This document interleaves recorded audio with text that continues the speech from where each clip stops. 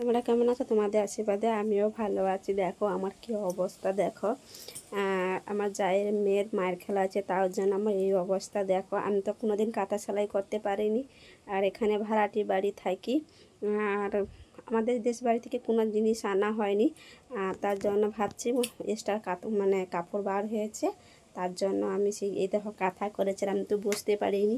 কোমর যন্ত্রণা হয় খুব, আর চোখেও দেখতে পাইনি। এই দেখো যা করে নিয়েছি। কাঁথা কত ফাঁকা ফাঁকা করে কাঁথা করেছি।